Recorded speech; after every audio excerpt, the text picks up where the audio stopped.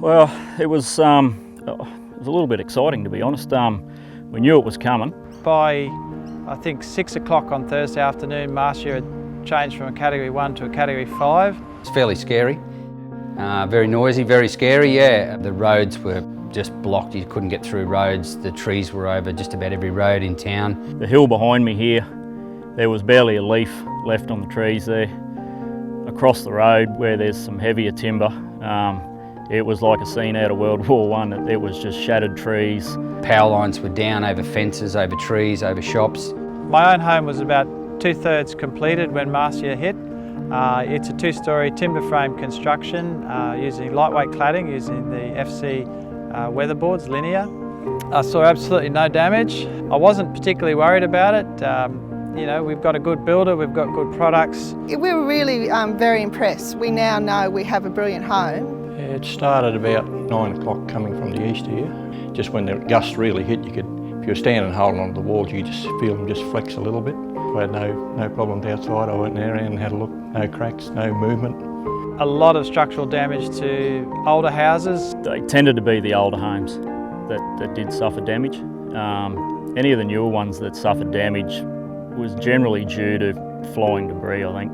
Prior to the 1980s, really, it was almost an art form building houses rather than a structural engineering project. After Cyclone Tracy, the code changed along the coast here. The BCA requirements are really targeted about a high Cat 4 to a low Cat 5 cyclone, as your house should be structurally safe up to those sort of wind speeds. You know, full on Cat 5, you might be at risk. Cyclones try primarily to push your house over. It's a horizontal force associated with the wind pressure. So you have to have a series of connections and braces to ensure basically the cyclone can't push your house over.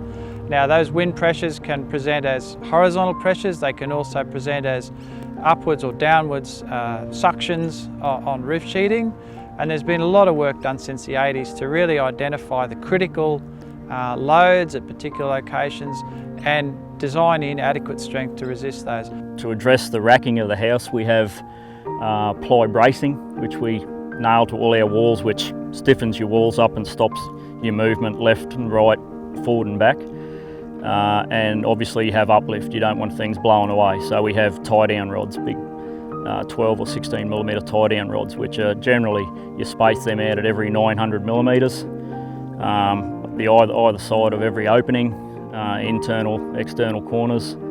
They hold the tops of your wall plates down and anchor effectively your wall to your floor, which is anchored to your posts, which is anchored to your footings down below. So you're tying everything from the top down to the ground, to the footing.